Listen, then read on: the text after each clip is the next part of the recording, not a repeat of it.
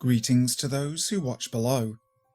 Before we start today's creepypasta video, I'd like to say thank you to those who dwell below, an exclusive channel membership that gets you shoutouts at the start of every video. So thank you to Steffi Ray, Lisa Watts, Lefty Kim, M.A. Way, Julie B, Christina Groves, Crispy LK Chris, Canopsia, Tegan S, Tesos Keramaris, LT Punisher 666, and Wicked Witch.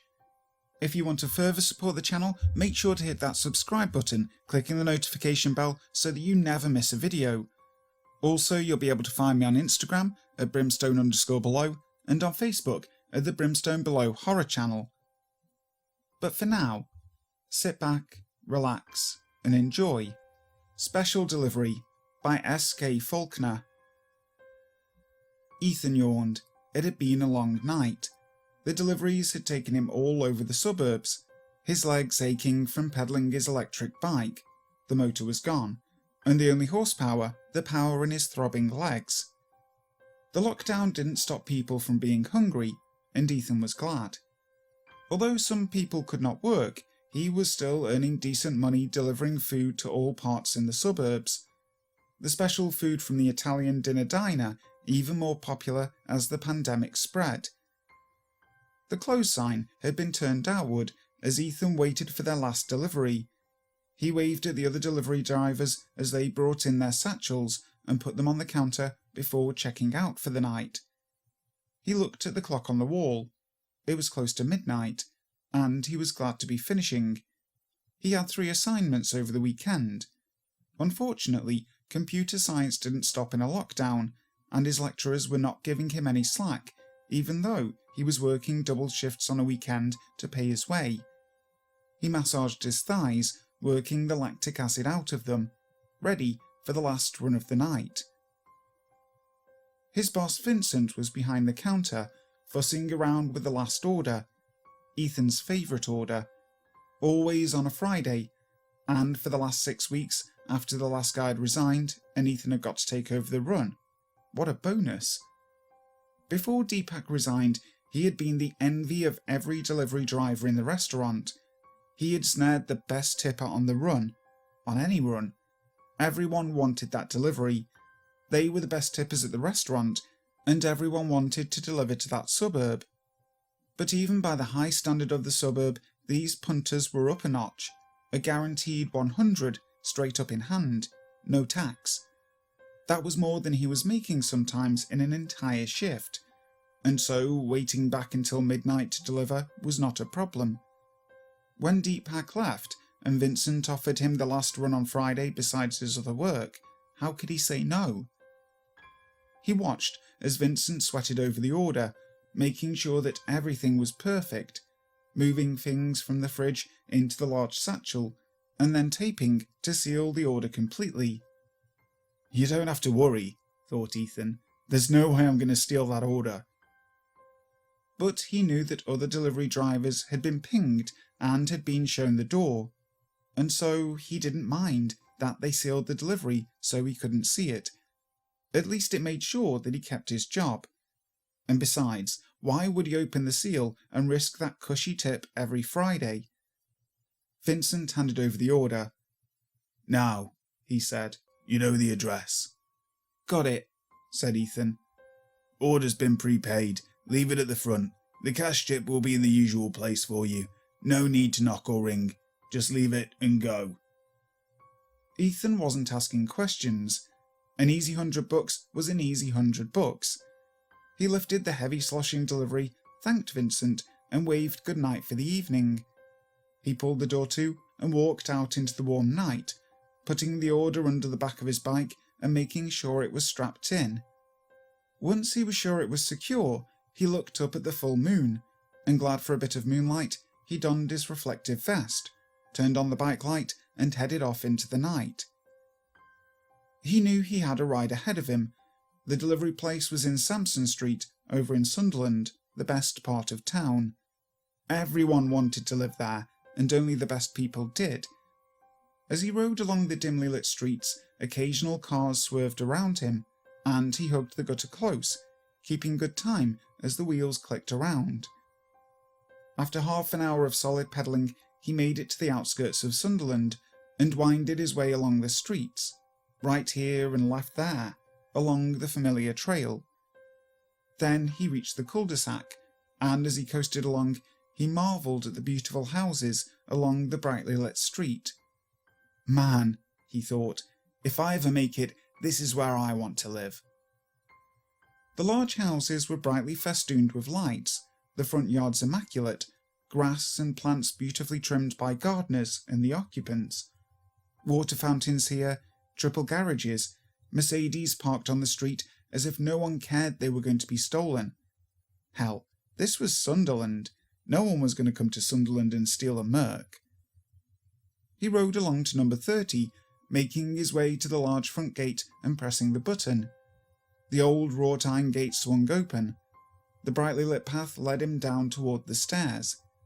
He walked around the beautiful fountain that was in the courtyard, the statue of an angel crushing a serpent silhouetted against the house. He stopped for a moment to stretch, breathing in the fragrant scent of jasmine as it grew on the hedge surrounding the property. He walked toward the steps, intent on leaving the package, taking the tip, and going straight home. The house lights were on, every room well lit. He walked up to the front door and placed the delivery in the receptacle that was always there, made sure that it was neat, and then looked around for his tip. The usual envelope that was on the front door wasn't there, and he searched around the wide veranda, checking to see whether it had fallen, or the wind had lifted it and moved it. He walked down the steps and around the garden, but there was no sign. "Come on," he muttered. "I'm not riding all the way here for no tip." He skipped back up the front steps and looked at the doorbell. He knew Vincent had told him not to ring it, but was sure that the generous owner would be mortified if they didn't give him his tip. One last look didn't uncover it, and in high spirits on a warm summer evening, he rang the bell. He waited for a moment. Everything was quiet inside, and so he rang the bell again. There were lights on, as if there was someone home, but no one came to the door. He listened carefully for footsteps or any signs. He rang the doorbell again. Nothing. Maybe I'll just give it up and head out of here. What, am I going to break my neck for $100? I'll just go home and get them to give it to me next time. But he needed that money now, and who knows if next week they weren't going to order or something would go wrong and he'd miss out. So he walked around the veranda to the side door and rapped on it. Rap, rap, rap. There was still silence inside. He walked further around into the darker reaches of the veranda, peering into the windows, and seeing inside for the first time. The house was immaculate, inside and out. He could see great Persian rugs, an ornate fan was spinning in the middle of the room, large leather couches festooned with pillows. There were tapestries on the wall, pricey artwork. Whoa, he thought, these people have got some money. Where the hell are they? As he was peering through the window, he heard the front door open, and, taking a deep breath, scampered back around at the front of the house. There was a woman there, dressed in an impeccable black suit with blood-red lipstick. Her skin was pale, her black hair immaculately combed. "Hello," she said, smiling at him. "I see that we have forgotten to leave your tip. Please, accept my humble apologies." As she spoke, she opened the door and stepped out, lifting the package. "You have been a very good delivery driver, prompt and reliable, and you must be tired and thirsty. Such a long journey. Please, come in. I'll fetch you some water while I get your tip." She seemed so friendly, and Ethan was filled with anticipation, and he was thirsty. He followed her inside the house, and she closed the door behind him, carrying the delivery meal down to the kitchen table where there was a family waiting. A middle-aged man greeted him, his grey hair immaculately combed back, dressed in a tailored grey suit. "Thank you so much for being our delivery driver. You are without doubt the best delivery driver that we've ever had. Wouldn't you agree, Constance?" "Absolutely, Henry," said the immaculately dressed lady, smiling again. Behind them, 3 teenage children laughed. he could see 2 girls and a boy, beautifully dressed, their skin pale as they sat at the table, awaiting their meal. "Now let me see," said the lady, opening the drawers in the kitchen. "I put your tip somewhere here, in a special envelope." "Would you care for some water?" asked the man, gliding to the sink and filling a large glass with ice and water before Ethan replied. "Come," he said, smiling, his perfect white teeth gleaming. "Join us and rest before your journey home." The man put his hand behind Ethan's back and guided him effortlessly to the table, ensuring he was comfortable before placing the glass in front of him. "Please, drink. You must be thirsty."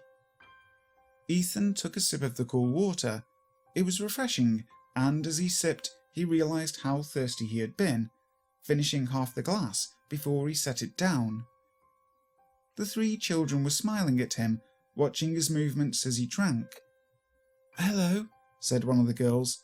"My name is Verity, and this is my sister Beth and my brother Andreas." "Pleased to meet you," replied Ethan.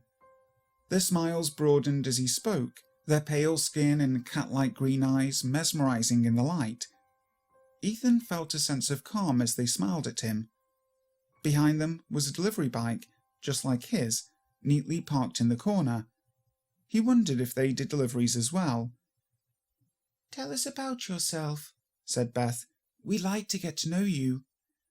"Not much to tell," said Ethan, feeling self-conscious. He started by giving them a few details, where he went to school, his interests, not wanting to give too much away. But before long, he was telling them everything about himself. He wanted to tell them. He kept nothing from them, and they listened intently, nodding and smiling as he spoke. As he talked, the man brought the meal over to the table and opened it. He lifted the packages out carefully, distributing them one by one to the children. Ethan watched as he took out the opaque cylindrical containers. The youngest child, Andreas, put a straw into his container and sucked hungrily, greedily. The man put his hand up. "Wait until your mother joins us, please, and our guest has been accommodated." He stopped sucking on the straw and sat back, and as Ethan watched, red liquid dribbled down his chin. It landed on the table, and his sister leaned over, wiping it with her finger before the younger sibling could get to it, and then hungrily wiping the liquid on her lolling tongue. The man frowned, and then smiled again, gleaming teeth more prominent in the dining room light. "We don't want to offend our guest, do we?